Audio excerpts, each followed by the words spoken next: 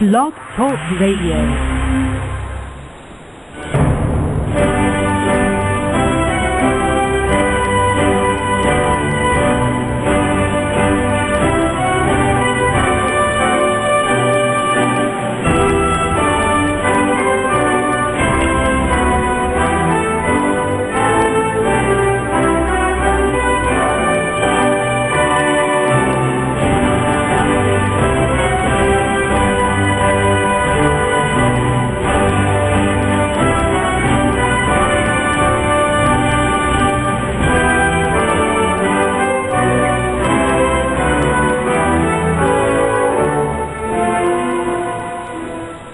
Amigos, estamos aqui de volta.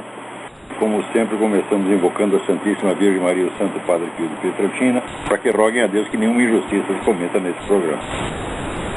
Queria aqui avisar vocês que o meu livro Maquiavel, ou A Confusão Demoníaca, já está à venda nos sites http://livraria.seminariodefilosofia.org e www.videeditorial.com.br.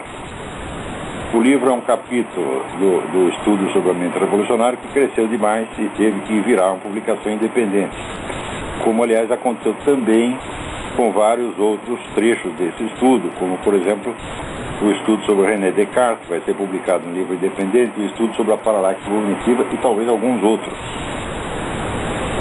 Então, também aqui queria avisar que o Centro Cultural Mirador de Porto Alegre está promovendo um curso intensivo baseado na projeção dos meus vídeos da História Essencial da Filosofia, de segunda a sexta-feira às 19 horas. Informação 051-3024-4275 ou com o Wilson no e-mail wilsonchagasjunior@gmail.com.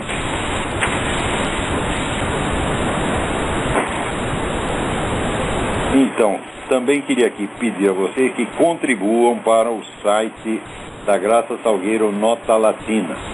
Olha, é incrível que aqui nos Estados Unidos todo mundo contribui para site, movimento, partido político, campanha de caridade, todo mundo contribui generosamente e isso é um hábito já consagrado da sociedade americana. No Brasil, se você coloca lá um link, né, donate, todo mundo começa a dizer, tá pedindo esmola, é uma coisa absolutamente nojenta, né?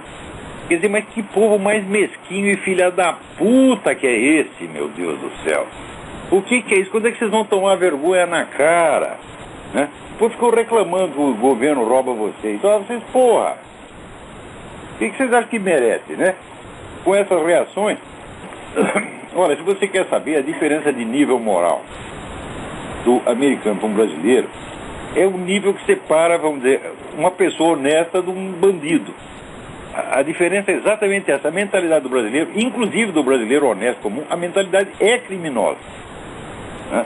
Eu não conheço no Brasil, conheço no Brasil raríssimas pessoas, raríssimas, que entendam que alguém possa fazer alguma coisa no mundo sem ser para ganhar dinheiro.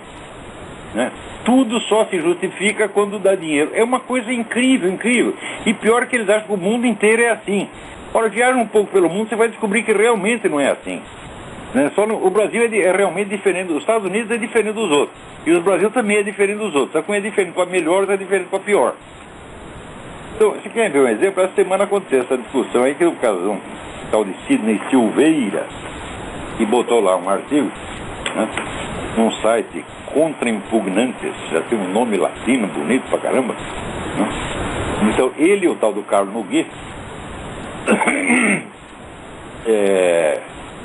assumiram a posição assim, que eles são os fiscais da ortodoxia, eles são os representantes do magistério da igreja. Ninguém os reconhece como tal, mas não custa vender a imagem e acaba pegando, né? De tanto você representar o papel, alguém acaba acreditando. E a técnica deles é o seguinte, eles pegam um texto qualquer, às vezes um detalhe do texto, como por exemplo, tinha um texto meu que eu estava falando de Antônio Gramsci. De passagem eu me referia a um negócio de neotomismo, que nem era o assunto do texto, foi apenas uma menção de passagem. E ali o senhor Armon Forobodó em torno, dizendo quer dizer, dando uma interpretação totalmente distorcida do que eu tinha dito. Vocês podem conferir lá no site Contra Impugnantes, e aqui é a resposta que eu divulguei contra ele. No trecho que Sidney Silveira cita em seu artigo, a distinção que faz é entre tomismo e neotomismo, não entre a filosofia pessoal de Santo Tomás e, aspas, os demais tomismos, fecha aspas, como ele disse. Minhas palavras não poderiam ser mais claras nem menos propícias a confusões. Tomismo é o nome de uma tradição inteira de exegese da obra de Santo Tomás e, portanto, na intenção expressa de seus porta-vozes, é a própria filosofia de Santo Tomás explicada e trocada em miúdos, não uma nova e distinta filosofia.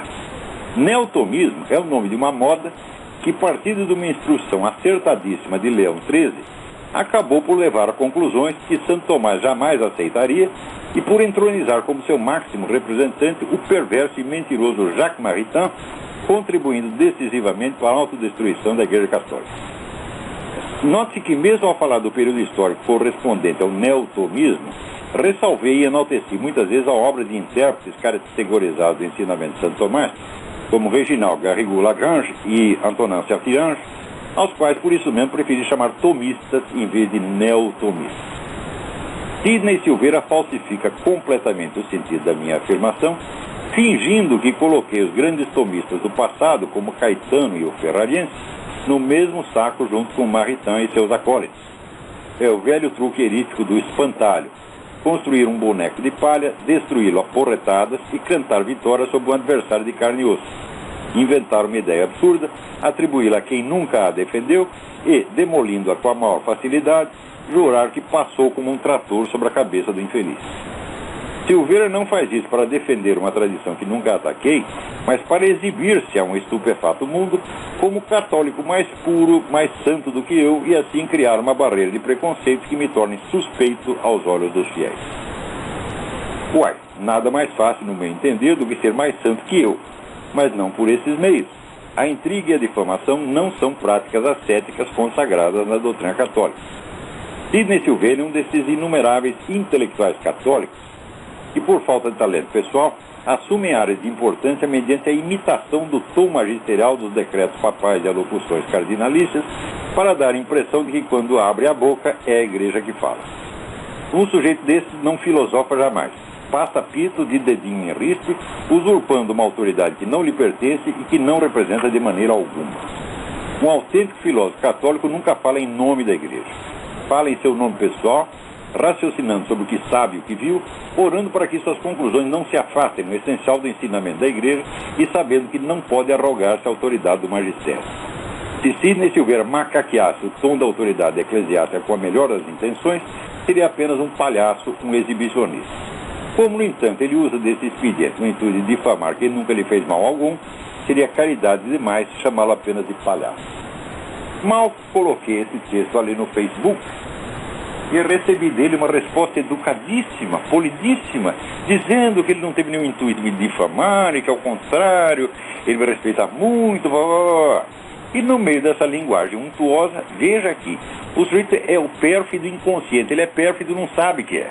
Ele não tem critério moral para julgar a sua própria conduta, as razões da sua própria conduta. Presta atenção.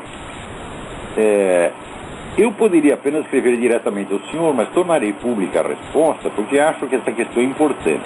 A demarcação no Brasil de uma linha clara entre o catolicismo, hoje taxado de integrista, tradicionalista, etc., ao qual eu e o Carlos Nogueira aderimos, e o catolicismo liberal, nos termos em que a Igreja o condenou, o qual não raro se serve de doutrinas gnoseológicas e de uma má metafísica para retirar toda a racionalidade dos conteúdos da fé, ou seja, jogar por terra os preâmbula fidei.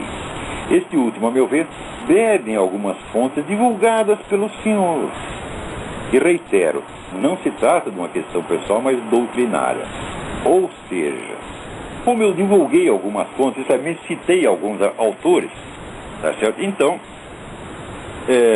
e posso até tê-los elogiado, o que não significa necessariamente aderir formalmente às suas doutrinas, então eu sou culpado da existência do catolicismo liberal que distorce a metafísica cristã, tá certo? E retira a racionalidade dos conteúdos da fé. Quer dizer, o sujeito aqui, ele está me ofendendo de novo. Em primeiro lugar, para fazer um julgamento desse, ô Sidney Silveira, você precisa conhecer a minha filosofia. Não é uma frase solta que você tirou do meio de uma outra frase, onde eu estava falando de Antônio Gramsci, tá certo? E criar toda uma interpretação, vamos dizer, doutrinal baseada nisso. Isso simplesmente não se faz, isso é uma caforrada. Isso é coisa de intrigante. Eu repito, você é um intrigante sim. Tá certo? Você está querendo, dá a impressão que Paulo Olavo não é confiável para os católicos, ele é meio herético, então você tem que ouvir a gente. Eu e o Carlos Nogueira representamos o magistério. Não esse cara que é herético e perigoso. É isso que você está fazendo, ô filho de uma puta. E ainda vem com essa carta untuosa dizendo que me admira. Enfia sua admiração no cu. Gente como você eu não quero perto de mim. Vai puxar o saco de quem tenha dinheiro para te dar, porque eu não tenho. Porra, olha aqui. E você esquece. Aliás, foi esse mesmo, o cara que há pouco tempo atrás se referia a mim como filósofo boca suja. Agora vem aqui puxar o meu saco. Mas que falsidade, que gente. Olha, você não tem moralidade mínima. Como você vai falar em nome do magistério se você não tem a claridade de consciência moral? Se você tem uma consciência moral torta que não sabe julgar nada, nenhuma situação tão evidente quanto essa. Vai aprender, rapaz. Você disse que o que te faltou foi educação doméstica, foi a tua mãe te dar umas palmadas na bunda pra tu tomar vergonha na cara. É desses camaradas, olha aqui. Com relação ao filósofo boca suja. Filósofo boca suja, em primeiro lugar, o fundador do nosso país, José Bonifácio de Andrade Silva, tinha exatamente a mesma fama. Mas ele é um boca suja, ele é um boca suja. E era o maior dos brasileiros. Né? Agora, esse pessoal catoliquinho que fica me chamando de filósofo boca suja, eu vou mostrar aqui um negócio para você que o Silvio Grimaldo me mandou. Olha aqui, é o ponto 850 do livro Caminho, de São José Maria Escrivá de Balaguer, o fundador do Opus Dei. Esse livro é como se quase fosse a Bíblia do Opus Dei. Né? Então ele diz que com certas pessoas, com as quais não adianta discutir, ele diz, a solução é essa, palavras de São José Maria Escrivá.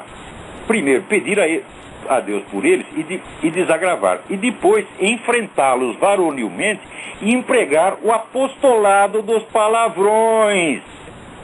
Tá? Daí ele dá o quê? Quando eu encontrar você, eu vou te contar dar um bom repertório. Ainda vai ensinar os palavrões pro outro. Tá? Então olha aqui. Eu estou aqui praticando o apostolado dos palavrões recomendado por São José Maria Escrivá e vocês acham ruim por causa disso. Vocês são os hipócritas, vocês são os sepulcros caiados. Você pega a sua doutrina ou coisa, você, por representante do magistério, só se for o magistério do Carlos Nogueira, porra. Larga de ser palhaço, Sidney. Toma jeito, rapaz. Quer dizer, você mal entrou para a Igreja Católica, já está aí, ó. Se converteu aos 39, agora está com 46. Mal entrou para a Igreja Católica, já está aí de palmatória em riste, né? Querendo bater nos outros, não nos inimigos. Não. Você vem bater em quem está só ajudando. Por quê? Porque você tem ciúme, você tem inveja, rapaz. É? Então, o trabalho que eu estou fazendo, ele presta para alguma coisa sim, você está entendendo? E o que você está fazendo é nada. É só isso aí, é só autopromoção. Na base de querer parecer que você é o ortodoxo, é o cara da doutrina, e o outro lá é herético. Ora, vai a merda, rapaz, vai a merda. Quer dizer, um julgamento de heresia ou de desvio não é assim que se faz, não. Você procura estudar como a própria Inquisição fazia, né? Quer dizer, o inquisidor estudava anos a filosofia do suspeito. E aí depois ainda chamava o cara para dialogar, para saber se a intenção dele tinha sido formalmente herética, ou se era um problema de expressão, de linguagem. Daí levantava o julgamento. Agora você não, você lê uma frase, um pedaço de frase e sai julgando. Isso é imoral, indecente, isso é difamação, sim, seu filho de uma puta. Hã? Esse seu site não vale nada, o seu magistério não vale nada, o Carlos Nogueira não vale nada, vocês pegam o seu site e enfiam no cu. E ó, pega essa sua educação toda também, enfia no cu. Seu dedinho em risco, você sabe o que fazer, enfia no cu e depois chupa. Agora aqui, para dizer que nem tudo está perdido, aqui o Diego Rabelo, de Porto Alegre. Eu sou presidente da juventude do DEM, de Porto Alegre. Nosso movimento político inspira muito em você e seu discurso muito nos acrescenta. Você não tem ideia de quantos jovens aqui ouvem os seus programas na rádio web e assistem seus vídeos disponíveis no YouTube. Tente aparecer aqui na cidade um dia, seria uma alegria conhecer o senhor. Pensa até em estudar filosofia por instrumento do seu trabalho.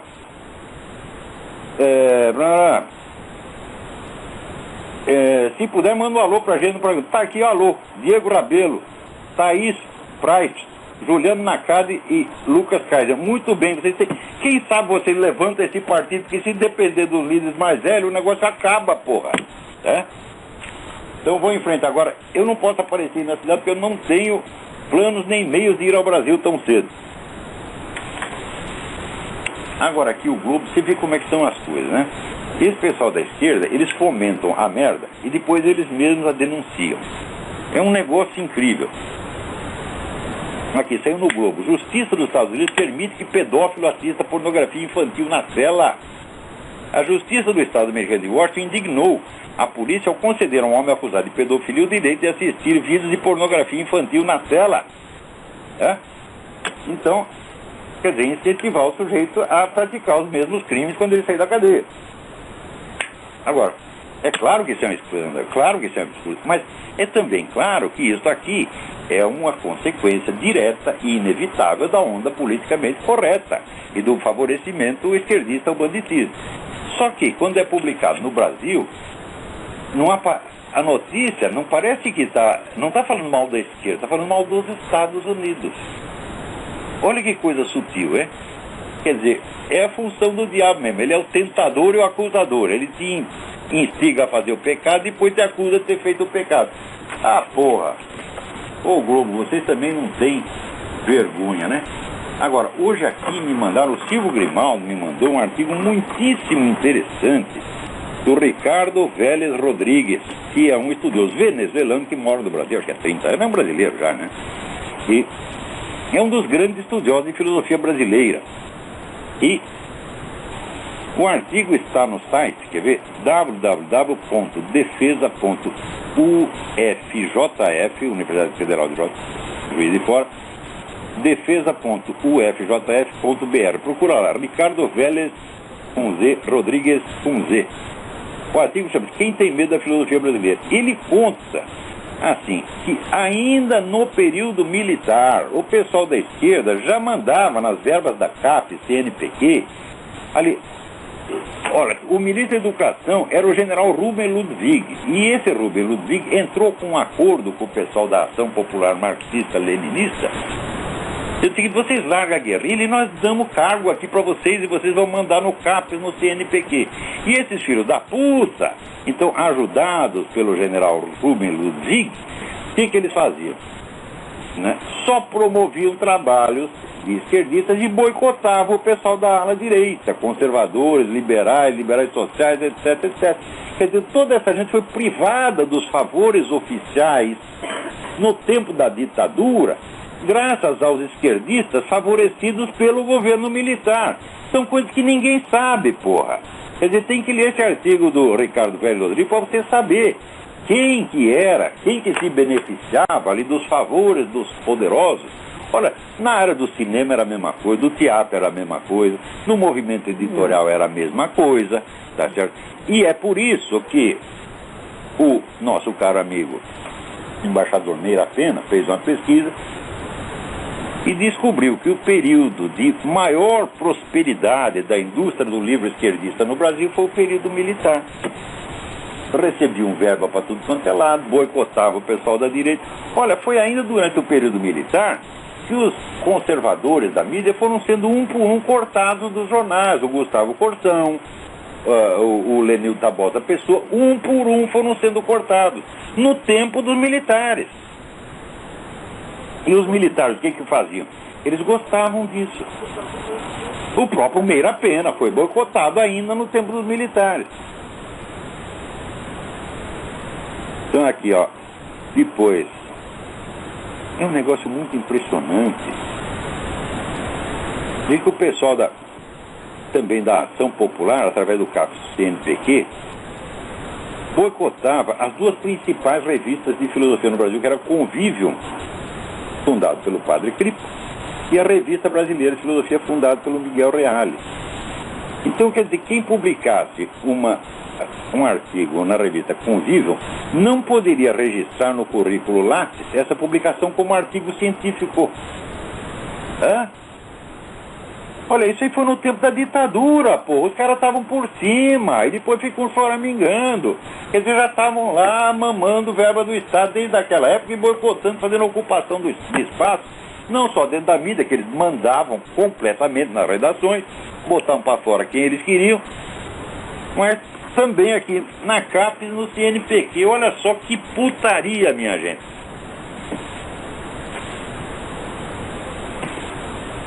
É uma vergonha mesmo.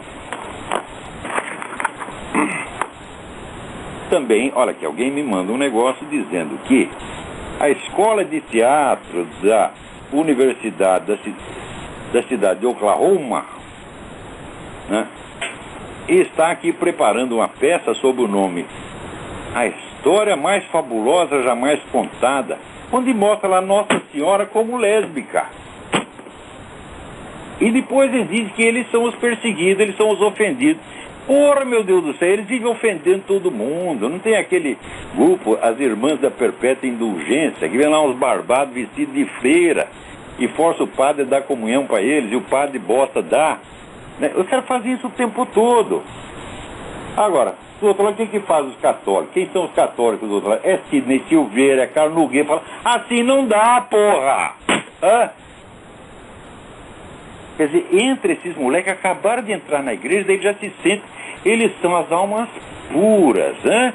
Eles representam a mais pura ortodoxia, eles representam o magistério. E saem passando o pito nos outros. Pô, assim não dá, isso é um bando de picareta, gente. Quem é que não percebe? Alô, quem tá na linha aí? Alô, professor? Sim. Professor, aqui é Eduardo Gaio de Brasília, tudo bem? Eduardo, tudo bem? Nós somos seus alunos aqui do Fale mais seminário. alto, por favor. Olá, professor. O senhor tem um grupo grande aqui em Brasília, somos alunos seus do seminário e do curso online de filosofia. Muito obrigado pela sua atenção. O Instituto Olavo de Carvalho de Brasília. A minha pergunta eu já tinha mandado, não sei se o senhor chegou a ver, a respeito da consagração ao Imaculado Coração de Maria.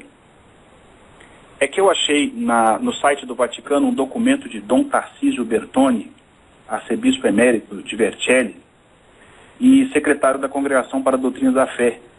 E lá naquele documento havia um texto da irmã Lúcia dizendo que ela tinha confirmado pessoalmente que a humanidade e a Rússia já tinham sido consagrados a Nossa Senhora.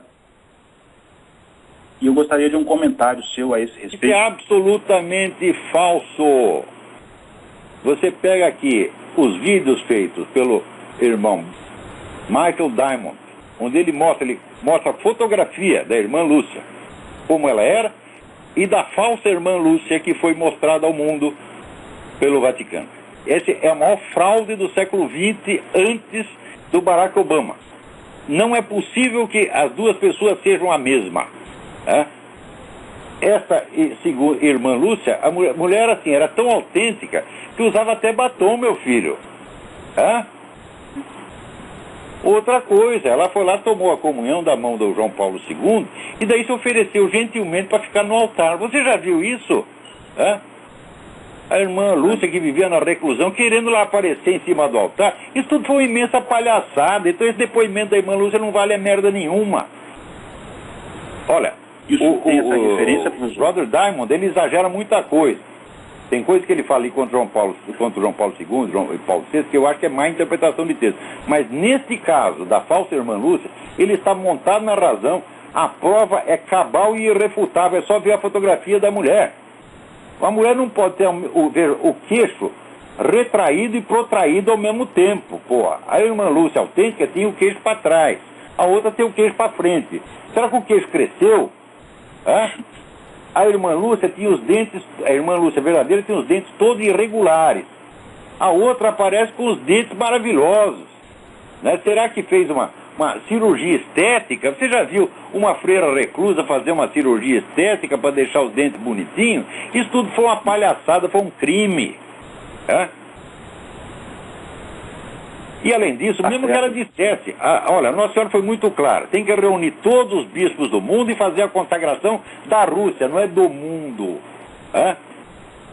Em segundo lugar, essa falsa consagração já está sendo aproveitada pelos russos. Está aí o Jean Parvulescu, que é um agente do professor Dugin, é um romeno que está na mesma linha do Dugin. Ele já se prevalece, dizendo, não, agora que a consagração foi feita, agora é que você vai ver, a Rússia vai aparecer no mundo com uma grande força de restauração espiritual. Então isso está contribuindo para a maior farsa demoníaca da história. Então, essa segunda irmã Lúcia, isso aí era uma farsante, esse negócio foi um crime, isso tem que ser denunciado e todos que foram envolvidos nisso deveriam ir para a cadeia. Obrigado, professor. Boa noite. Obrigado, Will. Procura lá, Michael Diamond, D-I-M-O-N-D. Daí, Fake Brother Lucia. Pode procurar no YouTube que você está tudo lá. As fotografias são de uma evidência, assim, inegável, inegável. Só um cego não percebe. Outra coisa aqui, o Osmar Neves diz, após a leitura do seu artigo Desinformação da Desinformação, comecei a pesquisar na net mais informações sobre o Anatoly Golitsyn e acabei encontrando algumas referências negativas no livro Grande Inimigo, a História Secreta e Confronto Final de CIA KGB dos autores James Rice e Milton Biernan. Você vai encontrar inúmeras referências negativas. Houve uma brutal campanha contra o Golitsyn. Essa campanha continua até hoje. Veja, na mesma época apareceu um outro dissidente chamado Nozenko, né, cujas declarações se chocavam com as do Golitsyn. O que a CIA fez? A CIA mandou escrever um livro em nome e publicá-lo com o nome do Nozenko para desmoralizar o Golitsyn. E muita gente levou a sério o depoimento do Nozenko. Anos depois é que se comprovou que o Nozenko ainda trabalhava para a KGB. Então não me espanta que tenha. Deve ter pilhas de livros contra o Golitsyn. Agora, o fato é o seguinte, leia o livro dele, New Lies for Old, e veja se o que ele disse que ia acontecer não aconteceu de fato. Quer dizer, contra fatos no argumento, porra. Agora, olha cada coisa maravilhosa que acontece aqui nesse país. Agora, os Estados Unidos estão se brasilianizando com uma rapidez impressionante. O Departamento de Defesa encomendou 59 mil microchips para colocar em equipamentos da Marinha, especialmente aviões, mísseis, retransmissores, etc. Né? Só que depois se viu que aqueles microchips eram cópias baratas feitas na China. Tá certo? E, pior, programadas para que os equipamentos na Terra não distinguissem o avião, se o avião é dos Estados Unidos ou é do inimigo. Então isso aí podia resultar, vou dizer, numa epidemia, né, de aviões derrubados por fogo amigo. É claro que isso é uma coisa de traição, é claro que isso é gravíssimo. Quer dizer, você ia pôr 59 mil equipamentos, entre os quais aviões e foguetes, inteiramente à mercê do inimigo. Porra! Isso aí é o governo Barack Obama. E depois dizer que quando o cara trabalha com o inimigo, tem a teoria da conspiração. Teoria da conspiração, caralho. Né? Agora tá aqui, alguém me manda um artigo do Arnaldo Jabor fazendo a apologia da maconha. Né? Está provado que a birita, o cigarro careta, fazem muito mais mal do que uma frágil diamba, um reles bagulho, um baseadinho inocente. Ai. Aliás, declaram cientistas e doidões, a maconha faz até bem para o coração de muitos ansiosos. Era comprado em qualquer farmácia nos anos 30 com o nome de cigarros indianos. Antes de descobrir que faz mal, o pessoal achava que faz bem mesmo. Agora acontece o seguinte, meu filho, um único cigarro de maconha pode danar o seu cérebro por resto da sua vida. E você mesmo é uma prova disso. Quer dizer, você é um bobão. Tá certo? Provavelmente porque você abusou da maconha 30 anos atrás e nunca mais se recuperou. O maconheiro, em primeiro lugar, ele perde o sentido do tempo. O tempo não passa para ele. Né? Por exemplo, se alguém o ofendeu 40 anos atrás, ele está ofendido até hoje, porque ele não sabe que passou o tempo. Né?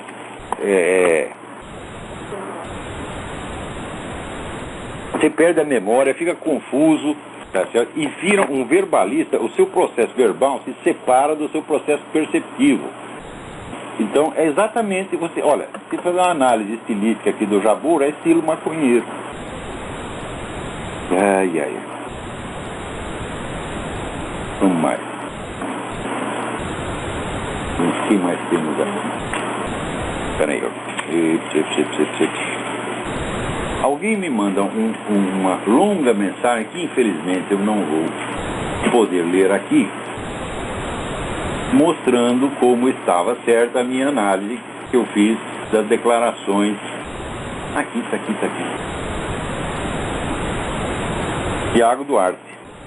No Trotsky de 6 de julho, o senhor comentou a decisão do STF. É incrível como o senhor, que não tem formação jurídica formal, um leigo, foi ao cerne da questão atinente à teoria da Constituição e hermenêutica constitucional. Ouvir suas palavras foi, acima de tudo, reconfortante. Então aqui, mas não precisa ter estudado direito, né? Eu estudei um pouquinho, evidentemente, mas a lógica jurídica eu conheço. Mas não precisa ter estudado nada disso para ver que o juiz Carlos Aires Brito, né, está confundindo as coisas, é confundido de propósito, né? Infelizmente eu não vou poder ler essa mensagem, muito boa, hein? Ai.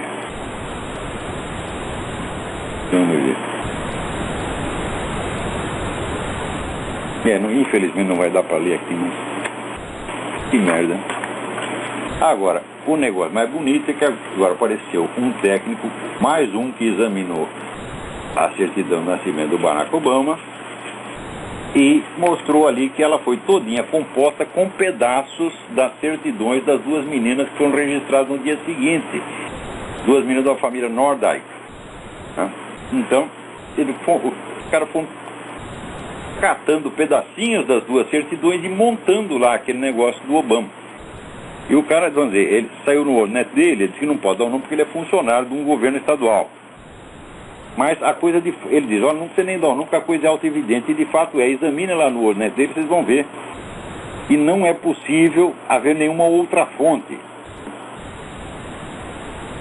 Então, agora esse negócio da certidão do Barack Obama é que nem o Foro de São Paulo. Ninguém quer investigar, então a gente tem que repetir toda hora e chamar a atenção. E daí as pessoas reclamam, não, você está ficando muito repetitivo, você está falando muito da certidão. Por que, ô desgraçado? Vocês querem o quê? Vocês querem diversão? Querem assuntos atraentes e não importantes? Né? Agora aqui no Brasil, sempre que alguém, um brasileiro ou brasileiro, quando faz um ato de coragem, logo se arrepende. A deputada Miriam Rios, ela primeiro tinha feito uma declaração, dizendo, olha, eu tenho todo o direito de recusar uma pessoa, por exemplo, para ser babá dos meus filhos, se for lésbica, tá certo? Ou se for um homossexual, tenho todo o direito, tá certo? E no dia seguinte já apareceu ela, pediu desculpas por ter associado, né, o homossexualismo à pedofilia. Fala, como você associou? Quem associa é estatística, meu filho.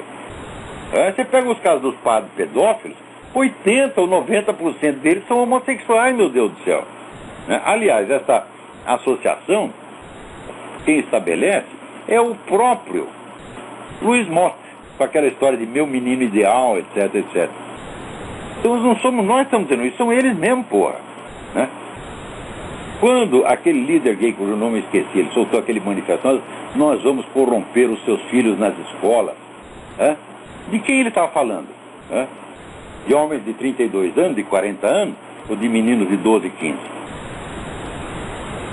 Leiam o livro da Judith Risman e ela mostra lá que toda a estética homossexual é eminentemente uma estética pedófila baseada na ideia do adolescente, porra. Isso é assim, mas desde que o mundo é mundo. Já na Grécia tem lá os efebos, era o culto dos efebos, né? Cada homem adulto tinha que comer um efebo, porra. Quer dizer, há toda uma tradição de pedofilia nessa coisa, né? Daí o próprio nome pederasta, né? Você veja, André Gide ia lá para a Argélia para comer os menininhos, quer dizer, era não apenas homossexual, era o líder do movimento homossexual na França, André Gide, né? Era o modelo dos homossexuais. Ele ia para a Argélia para comer menininho, né? Que até uma vez o Oscar Wilde estava com ele, o Oscar Wilde ficou com dó dos menininhos e não quis comer, mas o André Gide comia.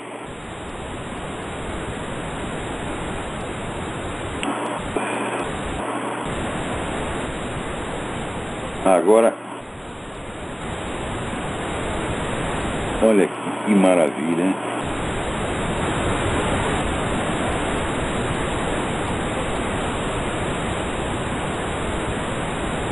Ah, alguém me manda isso aqui, não sei quem mandou.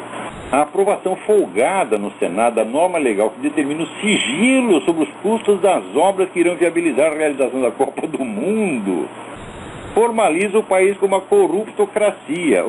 Mas é claro, por que tem que ser secreto um negócio desse? É de segurança nacional? O que há? Fazer um estádio de futebol agora é um negócio de segurança nacional? Não pode saber quanto custou, quem embolsou o dinheiro? Que porra é essa? Agora vocês estão aceitando tudo, né? Olha, não foi por falta de aviso. Eu disse 20 anos atrás que ia dar exatamente isso. Né? E está dando exatamente de acordo com a fórmula. Agora, aqui nos Estados Unidos também teve esse outro caso maravilhoso, que é o do chamado Operação Fast and Furious, que o governo americano está juntando várias entidades, o FBI, a DEA, né, a imigração, todo mundo juntou para vender armas para os traficantes mexicanos, meu Deus do céu. E pior, não só vendia arma para eles, dava para eles o dinheiro dos estímulos do Obama para eles pagarem, quer dizer, estava dando as armas, porque vendia arma e dava o dinheiro do governo para pagar. E pior, uma dessas armas já foi usada para matar um agente policial americano. Então, isso aí é caso para botar todo mundo na cadeia, evidentemente. É caso de altíssima traição. Então, o deputado Alan West já pediu aí a cabeça, né, do secretário de Estado, o Eric Holder, né? E, olha a cara do Eric Holder, você vê, porra, se você compraria um velocípede usado desse cara, porra. Parece aqueles malandros carioca mesmo, aqueles que ficam ali na porta do aeroporto, né, esperando o turista trouxa. Então, olha, aqui tá ficando assim, esse é pior que o mensalão, gente. Eles fizeram, eu garanto a vocês, eles fizeram curso intensivo no mensalão. Agora, enquanto isso, você vê, aqui a DEA está preocupadíssima com os suplementos alimentares, né? Então, tem que policiar os suplementos alimentares, eles têm que virar prescription drugs, quer dizer, precisa um médico receitar para você, né, quer lá comer, sei lá, geme de trigo, né? Você vai precisar de uma receita, porque não pode continuar vendendo isso aí, nós precisamos controlar tudo. Olha aqui. Aqui, o senador que propôs, né, a lei chama-se Durbin, o senador Durbin, diz que o objetivo é tirar das mãos do produtor a decisão sobre como um produto será regulado e colocar nas mãos do FDA, da Food and Drug Administration, ao qual ele pertence. Pertence o cara, quem são vocês para regular o que quer que seja, porra? Vocês autorizam produtos mortíferos, né? E querem agora policiar produtos inocentes que estão salvando milhões de vidas.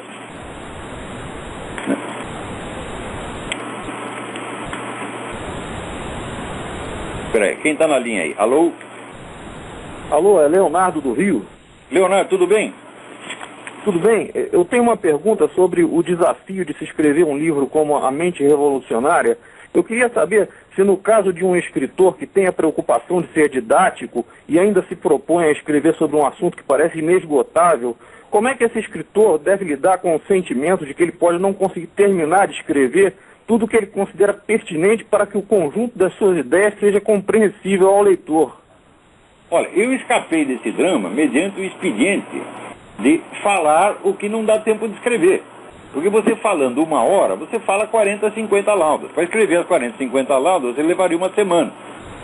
Então, eu falei, quer saber? Quando não dá tempo de escrever, eu simplesmente digo aquilo na aula, a coisa fica gravada e fica registrada de algum modo. E as pessoas podem transcrever aquilo e publicar. Quer dizer, não fica tão bonito quanto se fosse, né, escrito pelo próprio autor, mas pelo menos está documentado. Então, se somar tudo que eu já falei sobre mentalidade revolucionária, já dá aí umas 4, 5 mil páginas ou mais, tá certo? E dessas 4 ou 5 mil páginas, eu estou preparando para edição aquelas partes que eu consigo, como, por exemplo, essa parte do Maquiavel. ou da paralaxe cognitiva, que já está quase pronto. Tá certo? E vou soltando aos poucos, né? Eu não quero ficar com esse desespero de que não falei o que precisava falar. Se não dá tempo de escrever, eu falo. Tá? Então aqui esse programa também é para isso. Muita coisa que eu digo aqui, eu jamais terei tempo de escrever, né? E escrever no Brasil também é muito perigoso. Você tem que prestar atenção, que é o seguinte: as pessoas não vão ler o seu texto inteiro, né? E muito menos ler o conjunto da sua obra para conhecer a estrutura do seu pensamento e compreender exatamente a sua intenção. Ora, uma filosofia é assim: a filosofia tem um núcleo central de preocupações, e esse núcleo central esclarece os vários trechos particulares, inclusive os trechos que estejam ambíguos, incoerentes, etc, etc.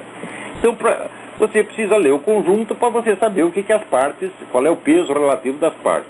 No Brasil, o pessoal esquece o conjunto e só lê as partes, e lê as partes das partes, que nem faz o Sidney Silveira. Eu estou ali falando de Antônio Gramsci, eu de passar me refiro ao neotomismo, ele pega essa referência e começa a interpretar o conjunto da minha filosofia à luz dessa referência ocasional. É assim que se lê no Brasil, porra, né? Então está cada vez mais perigoso escrever para brasileiro, né? Então, felizmente, nem todo mundo no Brasil é assim. Existe uma faixa grande de pessoas que estão a fim de aprender, que não estão lendo a gente com malícia, tá certo?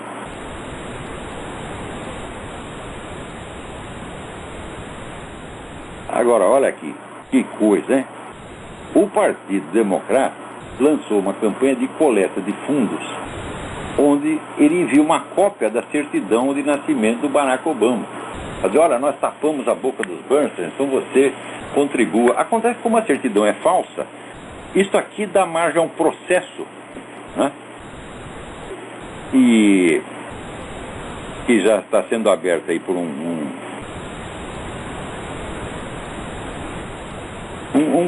comandante militar, não sei se aposentado, vai abrir um processo dizendo isso aí é solicitar dinheiro com base num documento forjado, né?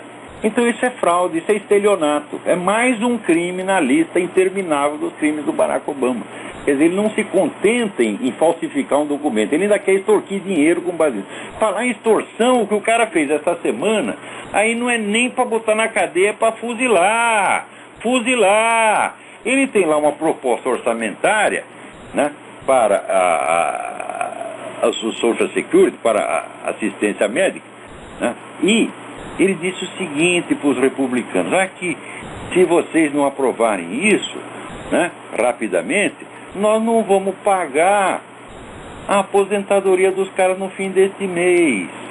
Então são 70 milhões de americanos que vão ficar sem dinheiro para pagar suas contas, para ir no supermercado. E o que o Obama está usando os caras como instrumento de extorsão. Pô, o que é para fazer com um sujeito desse? Como que dá para discutir com o cara? Aí nem o apostolado dos palavrões adianta, aí tem que ser o apostolado do porrete, tá vendo? Tem que ir lá e dar uma porretada no filho da puta, né?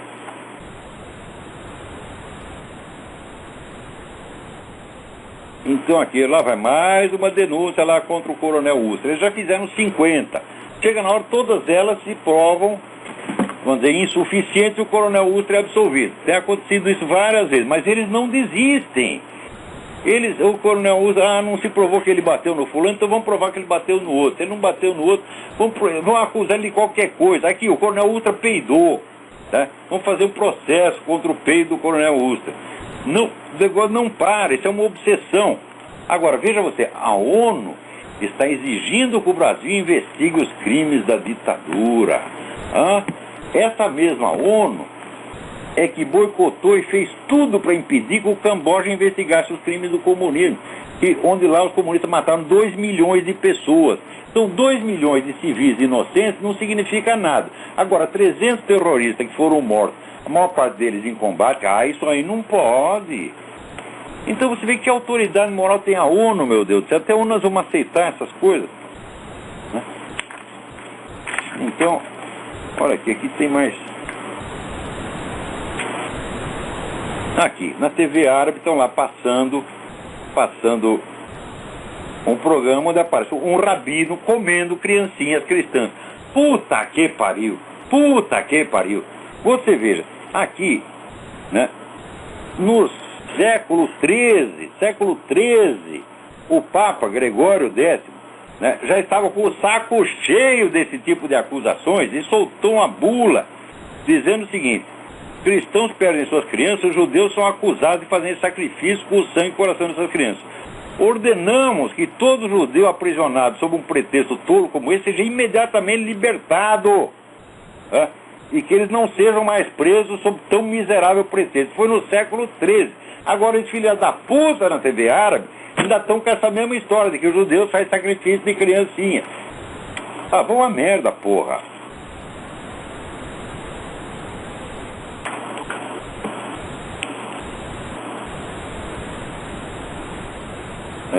Aqui, alguém me pediu um negócio, eu não estou achando a carta. Alguém dizia: estou indo para os Estados Unidos, eu gostaria de ter alguns livros sobre história americana que me dessem uma visão menos preconceituosa desse país. É claro, porque você só lê livro de comunistas sobre os Estados Unidos chega no Brasil. Então ele me olha, existem inúmeros livros muito bons sobre história americana. Eu vou recomendar alguns aqui para vocês. Um é este aqui, Larry Schweikart. Schweikart escreve S-C-H-W-E-I-K-A-R-T, A Patriot's History of the United States, a história dos Estados Unidos escrita por um patriota. Esse.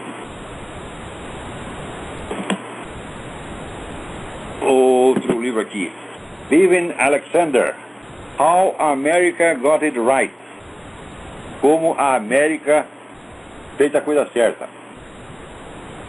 Vivian Alexander. Esse aqui, indispensável, o Guia Politicamente Incorreto da História Americana, escrita por Thomas Woods. Esse é um grande historiador. Thomas Woods, Guia Politicamente Incorreto da História Americana. Aliás, a série inteira do Pig, né? O emblema é um porquinho, né? Pig. Politically Incorrect Guide do American History. Esse aqui, não deixe de ler esse.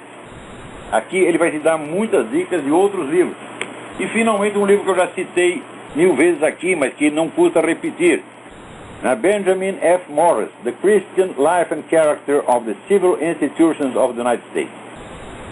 A vida e caráter cristãos das instituições civis dos Estados Unidos. Esse livro é um clássico. Os Estados Unidos são o único país do mundo que tem uma Constituição cristã. Tá certo? E por isso mesmo que os caras querem acabar com a Constituição. Alô, quem está aí na linha? Sebastião Carvalho, doutor. O senhor tá bom, professor? Quem é? Sebastião Carvalho, de São Paulo. Sebastião Carvalho, tudo bem? Tudo bem, eu sou aluno do seminário também. Você tem o nome do Marquês de Pombal, Sebastião Carvalho. Isso. Eu queria falar para o senhor que estive num fórum outro dia, com alguns colegas aqui acadêmicos, e eles estavam discutindo sobre algumas coisas filosóficas, né? E eu, como não tenho muita prática, eu falei, eu leio umas ideias do professor Olavo de Carvalho, foi a mesma coisa que jogar sal no demônio. Foi uma brincadeira. Então eu tô ligando para contar para o senhor essa, que ele falou, não, esse não vale. Eu falei, mas por quê? Não, porque eu sou ateu. O outro falou, eu sou marxista. Eu falei, eu sou judaico-cristão. Eu falei, então nós estamos bem para conversar hoje à noite, vai ser legal. Mas esse pessoal todo assim, eles moram de medo de mim. Olha, se eu estou errado em alguma coisa, por que um sujeito não escreve um livro, assim, examinando o conjunto da minha obra, né? Provando todos os meus erros? Por que ele não faz isso? Ele não faz isso porque não tem capacidade. Então fica lá, assim, no cantinho, roendo o pé da mesa de raiva, você está entendendo? Isso é demonstração de impotência. Esses caras são os bosta. Né? Mas a gente tem que também perdoar, não é? Prendeu isso. Perdoar já está perdoado, mas a gente perdoa, mas também tem que usar o apostolado dos palavrões. Perdoa, primeiro manda tomar no cu, depois você perdoa. Tá certo. Agora, outra vai legal, tomar no cu e está perdoado. Numa palestra aqui de um outro colega acadêmico, que é marxista de carteirinha, né? Dos primórdios aqui no Brasil, da época de 66, 65, etc., né? Então começou a falar sobre os problemas do mundo, do Barack Obama, e elogiar. Eu falei, escuta, rapaz, esse senhor está com um problema lá nos Estados Unidos, né? Ele falou, já sei, você anda ouvindo aquele brasileiro lá dos Estados Unidos no rádio. Eu falei, que bom. Então valeu Mas a aqui pena, o pessoal tá viu, querendo professor? matar o Barack Obama, ninguém aguenta mais o cara, porra. Ele falou, você tá ouvindo muito aquele programa que vem dos Estados Unidos direto. Foi muito gostoso, viu? Valeu a pena. E o senhor Isso aí é continua muito assistindo, lisonjeiro, né? porque cada vez que a gente vê esse pessoal se roendo de raiva, né, quando escreve alguma coisa a meu respeito, é que nem Sidney Silveira, é fofoquinha. Né? Não é uma discussão séria. Né? É verdade. Discussão séria, você tem que conhecer a obra do cara. Olha, você sabe, por exemplo, eu escrevi umas coisas sobre o Leandro Conder, mas eu tinha lido um monte de livro do Leandro Conder. Né? Sobre a Marilena Chauí. Eu li praticamente tudo que a Marilena Chauí escreveu. Eu fui o único sujeito que leu do começo ao fim o livro dela sobre Spinoza, que tem 1000 páginas. Né? Nem a mãe dela leu, porra. Eu li a merda inteira, com a maior atenção. Então, eu falo as coisas quando eu conheço. Agora, esse pessoal não. Eles veem uma frase que eles não gostam, já escreve 10 artigos a respeito, porra. Inclusive, um dos colegas, por ética eu não vou citar o nome de ninguém, que eu acho que não vale a pena. Ele começou a dizer que as ideias são materiais. Eu falei, mas tem alguma coisa de Epicuro aqui, não tem? Quando fala assim? Algumas ideias são realmente materiais, porque elas são flatulências, são peidos. Tem uma substância gasosa, que é material. Então, com relação a algumas, você tem razão. Tá certo. Agora você pode dizer, nem todas são assim materiais. Né? Eu falei, mas valeu a pena, viu, professor? Então o senhor continua assustando ainda, isso é bom. Então, obrigado pela sua atenção. Um abraço. Abração, tudo de bom. Tchau. Então, nós já estamos aqui chegando ao fim, mas antes eu quero responder. Ray Clayson Moraes.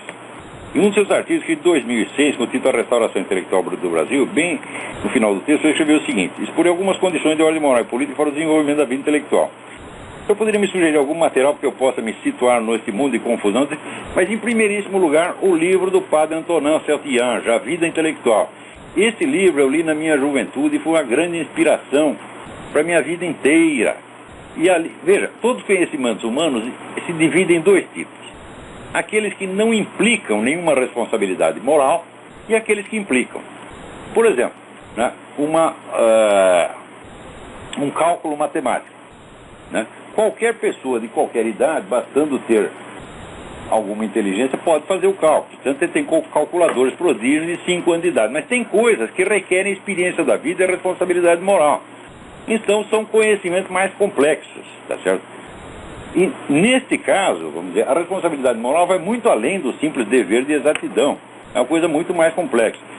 E foi justamente aí que o livro do padre Saint-Ange me abriu os olhos e me inspirou. O primeiro curso desse tipo que eu lancei na época se chamava Introdução à Vida Intelectual, né? Onde eu, inspirado pelo padre Saint-Ange, mas usando uma série de técnicas que eu peguei de outros autores, né, dava ali os elementos morais e técnicos da vida intelectual. Depois a coisa foi aprofundando e acabou virando o seminário de filosofia. Então comece por ler o livro do padre Saint-Ange. Saint-Ange escreve-se S-E-R-T-I-L-L-A-N-G-E-S.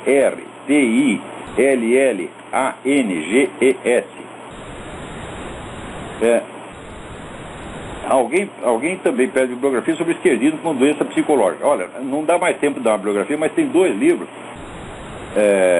Um é do psiquiatra Lyle Rossiter, R-O-S-S-I-T-E-R. This Liberalism is a Mental Disease. E o outro é o livro clássico do psiquiatra Paul Sérurier, que não fala do esquerdismo, mas que dá o conceito básico do que ele chama de delírio de interpretação.